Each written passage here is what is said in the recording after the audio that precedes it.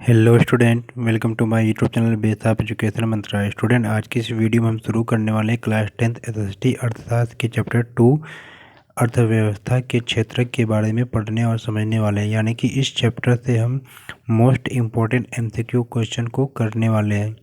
यानी कि जो भी क्वेश्चन इसमें आपको दिया जाएगा ये एग्ज़ाम में आने की इसकी संभावना है। यानी संभावना है, कोई ज़रूरी नहीं कि क्वेश्चन आ ही जाए, लेकिन आने की संभावना है। तो बच्चों, तैयारी जो इस प्रकार से आपको करनी चाहिए कि आप अच्छा स्कोर कर सकें। यानी कि आपके सिलेबस में जो जो भी चैप्टर दे रखा है तो उस चैप्टर को आप सही से कंप्लीट रूप से पढ़ लें। क्योंकि जब चैप्टर को आप कंप्लीट रूप से सही प्रकार से जब पढ़ लेंगे तो जो भी क्वेश्चन अब आता है तो आप उस क्वेश्चन को सही प्रकार से कर सकते हैं। तो हम तो वीडियो के माध्यम से केवल आपकी प्रैक्टिस करवा सकते हैं। तो सबसे पहले कि अच्छा स्कोर के लिए आपको क्या है बच्चों की चैप्टर को पूरा कंप्लीट पढ़ना पड़ेगा, जिससे कि जो भी क्वेश्चन आए एमसीक्यू आप सही प्रकार से कर सकें। फिर भी इस चैप्टर में जहाँ तक संभावना है, जहाँ तक कोशिश की गई है कि महत्वपूर्ण क्वेश्चनों को यहाँ पर क्या है आपको करवाया जाएगा। तो चलिए हम शुरू करते हैं अपनी वीडियो को। चैनल पर नए हैं तो सब्सक्राइब करिए, वीडियो को पूरा अंत तक देखिए और लाइक शेयर ज़रूर करें। तो ये जो चैप्टर आपके है भारतीय अर्थव्यवस्था के क्षेत्र पार्ट से लिया गया है। तो सबसे पहले हम जान लेते हैं कि जो ये अर्थव्यवस्था के क्षेत्र क्या होते हैं, यानी कि आर्थिक गतिविधि क्या होती है। तो जो ऐसे जो क्रियाकलाप होते हैं जिनको करके लोग जीवन यापन के लिए आय प्राप्त करते हैं, यानी कि जिनको करने के बाद लोग पैसे कमाते हैं, तो इन सारे गतिविधियों को क्या कहते हैं, हम आर्थिक गतिविधि कहते हैं। तो आर्थिक गतिविधियों को क्या है, कुछ क्षेत्र में डिवाइड किया गया है जिसको हम क्षेत्र का नाम देते हैं। तो ये इसे हम भारतीय अर्थव्यवस्था के क्षेत्र के नाम से भी जानते हैं। तो सभी आप जानते हैं कि बच्चों की जो अर्थव्यवस्था के जो क्षेत्रक होते हैं वो 3 प्रकार के होते हैं: प्राथमिक क्षेत्रक, द्वितीयक क्षेत्रक और तृतीयक क्षेत्रक। तो प्राथमिक क्षेत्रक वह क्षेत्रक होते हैं जिसमें क्या है, प्राकृतिक संसाधनों का जो प्रयोग करके वस्तुओं का उत्पादन किया जाता है। इसे हम क्या कहते हैं, प्राथमिक क्षेत्रक भी कहते हैं। तो इसमें मेन जो आपका है कृषि है, यानी कृषि को आप याद रखें। और इसमें क्या है, पशुपालन भी हो गया, मछली पालन, ये सब सारे क्या है प्राथमिक क्षेत्र के अंतर्गत आते हैं। यानी कि प्राथमिक क्षेत्र का जब भी कोई नाम हो तो सबसे पहले आपको कृषि से संबंधित गतिविधियों को याद रखना चाहिए। यानी कि प्राथमिक क्षेत्र कृषि।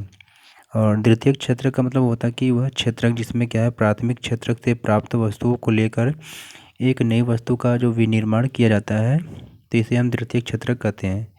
और कभी कभी इसे क्या है, उद्योग यानी कि औद्योगिक क्षेत्र भी कहा जाता है। तो द्वितीयक क्षेत्र को आप उद्योग क्षेत्र से भी नाम से भी आप जानिएगा।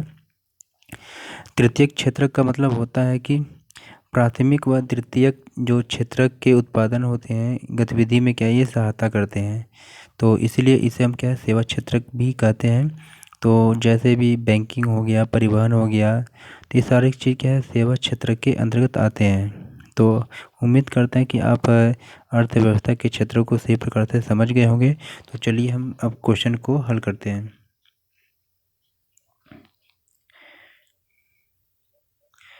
तो प्यारे बच्चों, आप स्क्रीन पे देख रहे हो कि क्वेश्चन नंबर फर्स्ट आपका दिया गया है।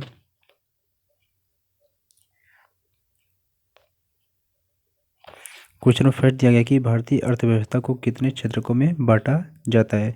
तो अभी हमने पढ़ा था कि भारतीय अर्थव्यवस्था के क्षेत्रों को लगभग क्या है, 3 भागों में बांटा गया। तो ऑप्शन दे रखा है 1, 2, 3, 4। तो हमारा राइट आंसर होगा ऑप्शन सी, यानी कि भारतीय अर्थव्यवस्था के क्षेत्र को 3 भागों में बांटा गया है। चलते हैं अगले क्वेश्चन की तरफ। क्वेश्चन नंबर हमारा 2 है। क्वेश्चन नंबर सेकेंड है कि वह क्षेत्र जिसमें प्राकृतिक संसाधनों का प्रयोग करके वस्तुओं का उत्पादन किया जाता है क्या कहलाता है। यानी आपसे एक परिभाषा पूछी जा रही है कि वह क्षेत्र जिसमें प्राकृतिक संसाधनों का प्रयोग करके वस्तुओं का उत्पादन किया जाता है क्या कहलाता है। प्राथमिक क्षेत्र, द्वितीयक क्षेत्र, तृतीयक क्षेत्र या उपरोक्त में से कोई नहीं। तो क्वेश्चन सेकेंड का जो राइट आंसर है ऑप्शन ए, यानी कि प्राथमिक क्षेत्र। चलते क्वेश्चन नंबर थर्ड की तरफ।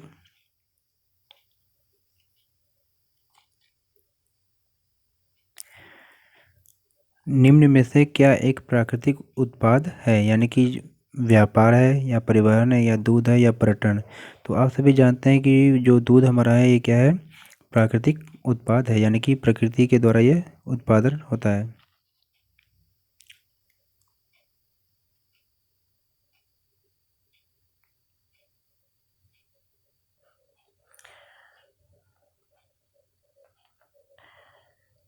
चलते हैं अगले क्वेश्चन की तरफ। क्वेश्चन नंबर 4 है कि किस क्षेत्र की गतिविधियों के अंतर्गत प्राकृतिक उत्पादों को विनिर्माण प्रणाली के जरिए अन्य रूपों में परिवर्तित किया जाता है? सेवा क्षेत्र में, या प्राथमिक क्षेत्रक, या द्वितीयक, या तृतीयक। तो आप सभी जानते हैं कि क्वेश्चन नंबर जो 4 का राइट आंसर होगा द्वितीयक क्षेत्रक, क्योंकि प्राथमिक और द्वितीयक और तृतीयक क्षेत्रक से संबंधित हम इस टॉपिक को डिस्कस कर चुके हैं अभी। तो तृतीयक क्षेत्र को अन्य किस नाम से जाना जाता है? मैंने आपको शुरू में ही बता दिया था कि जो तृतीयक क्षेत्रक होते हैं इन्हें हम क्या है सेवा क्षेत्र के नाम से भी जानते हैं। तो इसलिए क्वेश्चन नंबर 5 का राइट आंसर होगा ऑप्शन सी।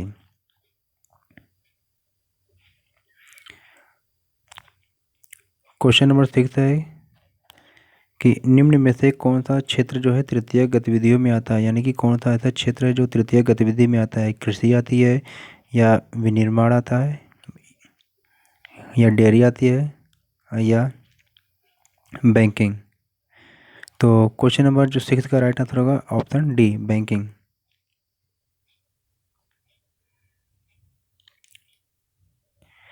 क्वेश्चन नंबर 7 है कि तीनों क्षेत्रकों के उत्पादनों के योगफल को देश का क्या कहा जाता है? सकल घरेलू उत्पाद कहा जाता है, या विनिर्मित वस्तुएं, या अंतिम उत्पाद, या कृषि प्रणाली। तो आप सभी जानते हैं क्वेश्चन नंबर जो 7 है इसका राइट आंसर ऑप्शन ए, सकल घरेलू उत्पाद। क्वेश्चन नंबर 8 है कि अल्प बेरोजगारी को किस अन्य नाम से जाना जाता है? ऑप्शन ए, प्रच्छन्न बेरोजगारी, अतिरिक्त रोजगार, कुशल श्रमिक, औद्योगिक क्षेत्र। तो अभी आप सभी लोग जानते हैं कि जो अल्प बेरोजगारी होती है, जैसे किसी भी खेत में अगर 2 व्यक्ति काम कर रहे हैं उसमें अगर हम 5 लगा दें तो उत्पादन भी उतना ही होगा जितने 2 व्यक्ति काम कर रहे हैं। तो जो 3 व्यक्ति अतिरिक्त हो गए तो ये प्रच्छन्न बेरोजगारी के अंतर्गत आते हैं। तो इसलिए क्वेश्चन नंबर 8 का जो राइट आंसर होगा ऑप्शन ए।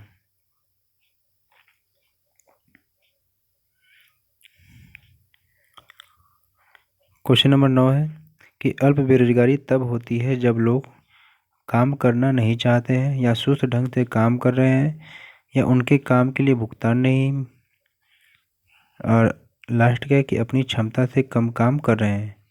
तो क्वेश्चन नंबर जो आपका है, तो जो क्वेश्चन आपका 9 है इसका राइट आंसर होगा ऑप्शन डी, यानी कि अपनी क्षमता से कम काम कर रहे हैं। क्वेश्चन नंबर 10 है कि कृषि में सुधार के लिए किसानों को क्या प्रदान करना चाहिए, यानी कि फसलों का भंडारण, रोजगार, कृषिगत उपकरण।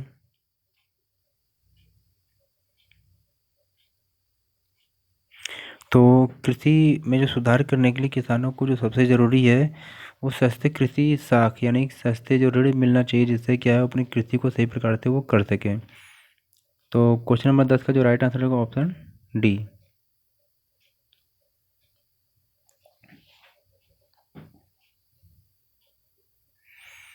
क्वेश्चन 11 है कि राष्ट्रीय ग्रामीण रोजगार गारंटी अधिनियम किस वर्ष पारित हुआ?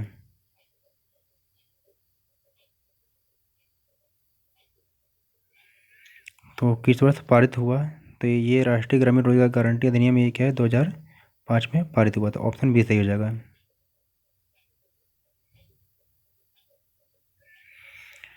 क्वेश्चन नंबर 12 है कि नरेगा के अंतर्गत कितने दिन के रोजगार की गारंटी दी गई है? 50 दिन की, 100 दिन की, 300 दिन की, या 20 दिन की। तो आप सभी जानते हैं क्वेश्चन नंबर 12 का राइट आंसर होगा ऑप्शन बी, यानी कि 100 दिन।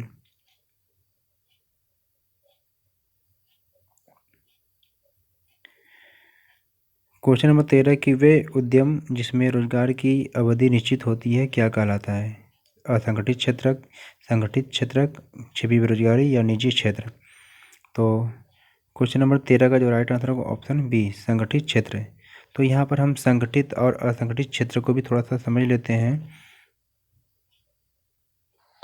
तो जो संगठित क्षेत्र होते हैं ये क्या होते हैं, सरकार के नियंत्रण में होते हैं, और जो असंगठित क्षेत्र हैं ये सरकार के नियंत्रण में नहीं होते हैं। तो संगठित क्षेत्र के जो अंतर्गत होता है कि रोजगार की सुरक्षा भी होती है और एक उचित वेतन भी मिलता है, और जो कार्य के जो घंटे ये भी क्या है, निश्चित होते हैं, और जो नौकरी नौकरी है ये भी निश्चितता होती है। और इसमें क्या है, बहुत सारे भी जैसे कर्मचारियों को जो दिए जाने जो फंड वंड होता है ये भी मिलता है। एग्जाम्पल के तौर पे जैसे बैंकिंग ले लीजिए, क्योंकि सरकार के नियंत्रण में होता है। जो असंगठित क्षेत्र होता है इसमें होता क्या है कि सरकार का तो नियंत्रण उसमें होता नहीं है, और इसके जो वेतन भी कम मिलते हैं, और जो कार्य का जो समय होता है ये भी कोई फिक्स नहीं होता है, यानी निश्चित नहीं होता है। नौकरी जाने का भी खतरा होता है कि कब नौकरी चली जाएगी। तो ये जो इस तरह के जो होते हैं उदाहरण होते हैं, कभी अपने रेहड़ी पटरी वाले देखते हैं, तो ये असंगठित क्षेत्र के अंतर्गत आते हैं। तो उम्मीद करते हैं कि संगठित और असंगठित क्षेत्र को आप भली भांति से समझ गए होंगे। चलते हैं अगली क्वेश्चन की तरफ।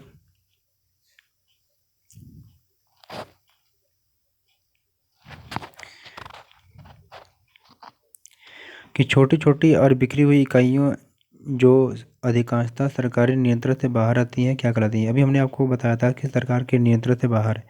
तो क्वेश्चन जो 14 है इसका राइट आंसर होगा असंगठित क्षेत्र।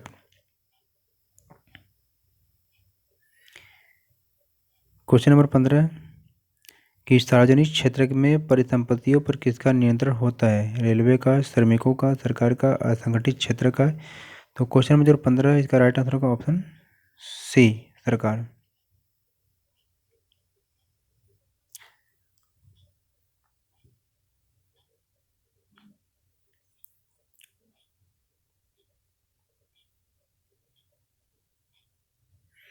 क्वेश्चन नंबर 16 है कि निम्न में से कौन सा निजी क्षेत्र का उदाहरण है। तब यहाँ पर हम निजी और सार्वजनिक क्षेत्र को भी समझ लेते हैं। तो जो सार्वजनिक क्षेत्र होता है इनकी जो परिसंपत्ति होती है इस पे क्या सरकार का नियंत्रण होता है, और जो इसका उद्देश्य होता है वो केवल लाभ कमाना ही नहीं होता है। यहाँ पर क्या है, सभी सेवाएं जो है सरकार उपलब्ध करवाती है, और सबको क्या है, रोजगार की सुरक्षा भी होती है यहाँ पर। अगर आप कहीं भी छुट्टी भी करते हैं तो आपको क्या वेतन के साथ अन्य सेवाएं भी मिलती है। जैसे भारतीय रेलवे को ले लीजिए आप। और निजी क्षेत्र का मतलब जैसे प्राइवेट सेक्टर, यानी कि जो परिसंपत्तियां होती हैं इन पर किसी निजी व्यक्ति का अधिकार होता है, और इसका जो अधिकतर उद्देश्य होता है अधिक से अधिक लाभ कमाना होता है। और इसमें क्या है, रोजगार की सुरक्षा की भी कोई गारंटी नहीं होती है कब आपको रोजगार छीन लिया जाएगा। और इसमें जब भी आप छुट्टी करते हैं तो आपका वेतन भी कटता है। तो कुछ ऐसे भी प्राइवेट कंपनियां जैसे टिस्को ले लीजिए आप। चलते हैं अगले क्वेश्चन की तरफ।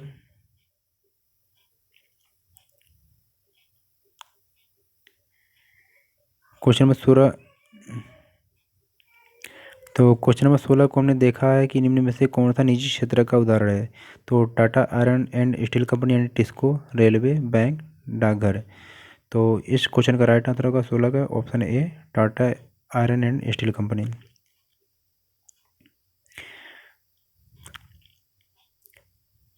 क्वेश्चन नंबर 17 है कि निम्न में से कौन सा सार्वजनिक क्षेत्र का उदाहरण है। सार्वजनिक क्षेत्र की यानी कि जो सरकार के जो सभी के लिए सेवाएं उपलब्ध कराई जाए। तो ये रेलवे है या रिलायंस है, लघु उद्योग या मजदूरी। तो क्वेश्चन नंबर जो आपका 17 है इसका राइट आंसर होगा option A, railway. Question number 18 कि टिस्को जैसी कंपनी में कौन सा एक्ट लागू नहीं होगा। सकल घरेलू उत्पाद, भारत सरकार अधिनियम, संगठित क्षेत्र, राष्ट्रीय रोजगार गारंटी अधिनियम। तो जो क्वेश्चन नंबर जो आपका ये 18 है इसका राइट आंसर होगा ऑप्शन डी, यानी कि राष्ट्रीय रोजगार गारंटी अधिनियम। क्वेश्चन नंबर 19 है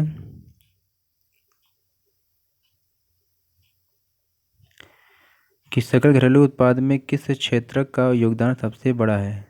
तृतीय क्षेत्र का, द्वितीयक, प्राथमिक या सेवा क्षेत्र है।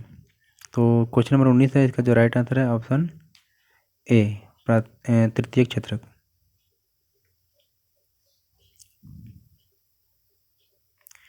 क्वेश्चन 20 है कि सवेतन छुट्टी का प्रावधान किस क्षेत्र में पाया जाता है। जैसे अभी हमने पढ़ा था कि जो आपका संगठित क्षेत्र और असंगठित क्षेत्र है। तो इसमें क्या है,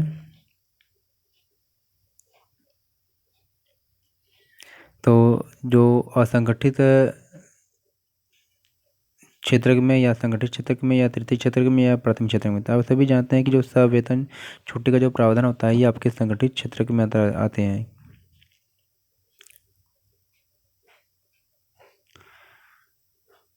क्वेश्चन नंबर 21 है, उस क्षेत्र का नाम बताइए जो सभी उत्पादों के लिए आधार बनाते हैं। प्राथमिक क्षेत्रक है, द्वितीयक है, तृतीयक या संगठित क्षेत्रक है।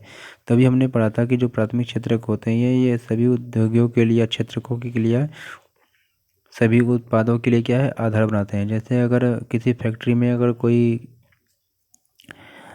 कपड़ा बन रहा है तो उसमें क्या है कि प्राथमिक क्षेत्र के द्वारा क्या है, कपास का यूज किया जाएगा, यानी कि कपास के द्वारा क्या धागा बनेगा, फिर वो, या अगर गन्ना है तो चीनी मिल अगर लगी हुई है उद्योग में तो गन्ना क्या है, प्राथमिक क्षेत्र के द्वारा वहाँ पर यूज किया जाएगा।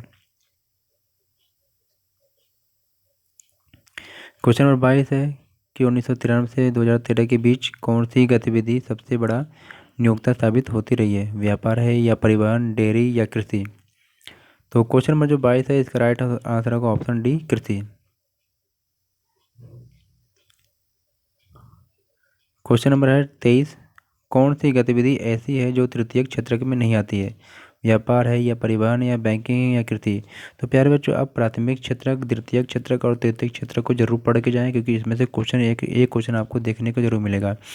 यानी कि प्राथमिक क्षेत्र को, इसकी परिभाषा और इसके जो एग्जाम्पल है वो, यानी कि प्राथमिक क्षेत्र में कृषि, द्वितीयक क्षेत्र में आपके विनिर्माण उद्योग, तृतीय क्षेत्र यानी सेवा क्षेत्र, ये सब आपको पता होना चाहिए, क्योंकि एग्जाम में इस तरह के क्वेश्चन आपको देखने को जरूर मिलेगा। तो क्वेश्चन नंबर जो 23 है इसका राइट आंसर होगा कृषि। क्योंकि आप इसमें आपको पूछा कि कौन नहीं है, मैंने जब कहा था जब कहीं नहीं पर आएगा तो उसे ज़रूर अंडरलाइन कर लेना, क्योंकि तृतीय क्षेत्र के अंतर्गत पूछा है। यानी कि व्यापार है, परिवहन है, बैंकिंग, ये सभी तृतीय क्षेत्र में आते हैं, और जो तृतीय क्षेत्र में नहीं आता वो क्या है, कृषि है। क्वेश्चन नंबर 24 है कि सार्वजनिक क्षेत्र में सरकार का मुख्य उद्देश्य क्या होता है। संचार व्यवस्था को दुरुस्त करना या सामाजिक कल्याण व सुरक्षा प्रदान करना, परिवहन व्यवस्था को सुधारना, स्वास्थ्य के क्षेत्र में सुधार करना। तो इसमें आपसे केवल मुख्य पूछा है, कभी ये ना कहे कि नहीं संचार व्यवस्था को भी आता है, इसमें परिवहन की व्यवस्था को आता है। तो सबसे पहले इसमें जो मुख्य का उद्देश्य पूछा है तो इसका राइट आंसर होगा ऑप्शन बी, यानी कि सामाजिक कल्याण व सुरक्षा प्रदान करना।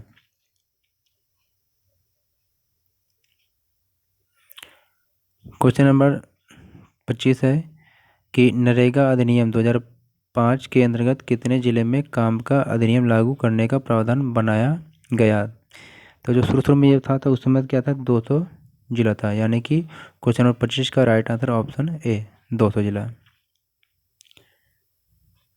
क्वेश्चन नंबर 26 है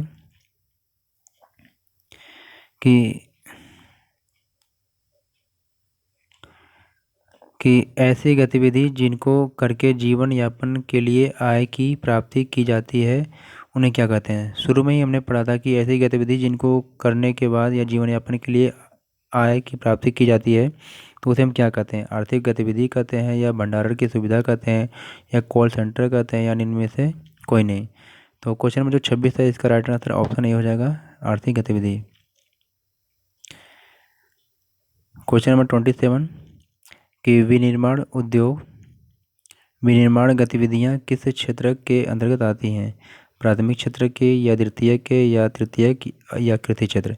तो अभी हमने पढ़ा था कि विनिर्माण गतिविधियां जो यानी कि उद्योग के अंतर्गत आती हैं, तो उद्योग हमारा द्वितीय क्षेत्र के अंतर्गत आता है, तो ऑप्शन बी सही हो जाएगा। तो प्यारे बच्चों, ये थी हमारी आज की वीडियो जो इकोनॉमिक्स के चैप्टर 2 अर्थव्यवस्था के क्षेत्र से संबंधित थी, और बहुत ही महत्वपूर्ण क्वेश्चन इसमें थे। तो इसको एक बार ज़रूर करके देखें, आज अपने चैप्टर को भी रिवाइज करके जाएं। तो ओके प्यारे बच्चों, वीडियो को लाइक ज़रूर करें, अपने दोस्तों के साथ शेयर ज़रूर करें, आप चैनल पर नए हैं तो सब्सक्राइब जरूर करें। Okay, take care, goodbye बच्चों, फिर मिलते हैं एक नई वीडियो के साथ।